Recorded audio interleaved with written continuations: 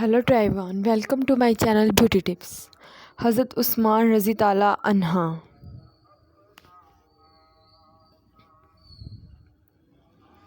تقریباً 1,24,000 انبیاء علیہ السلام اس دنیا میں مبعوث فرمائے گئے، یا کچھ کم بیش 1,24,000 انبیاء کرام علیہ السلام نے اپنے قدموں سے اس دنیا کو سرفراز فرمایا۔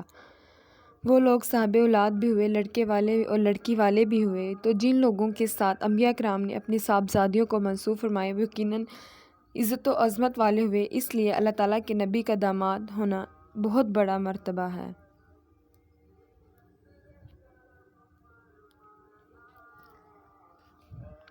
خوش نصیب انسانوں کو ہی نصیب ہوا ہے، مگر اس سلسلے میں جو خصوصیات انفرادیت حضرت عثمان رضی تعالیٰ عنہ کو حاصل ہیں کسی کو نہیں۔ حضرت آدم علیہ السلام سے لے کر حضور خاتم الانبیاء صلی اللہ علیہ وسلم تک کسی کے نکاح میں نبی کی 2 بیٹیاں نہیں آئیں، لیکن حضرت عثمان رضی تعالیٰ عنہ کے نکاح میں صرف نبی ہی نہیں بلکہ حضرت نبی الانبیاء سید الانبیاء جناب احمد محبتی محمد صلی اللہ علیہ وسلم کی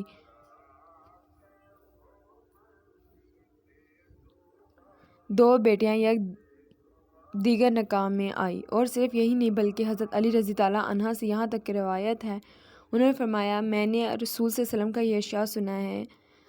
آپ صلی اللہ علیہ وسلم حضرت عثمان رضی تعالیٰ عنہ سے فرما رہے تھے، اگر میری 40 لڑکیاں بھی ہوتی تو یک بعد دیگر میں ان سب کا نکاح اے عثمان تم سے کر دیتا، یہاں تک کہ کوئی باقی نہ رہتی۔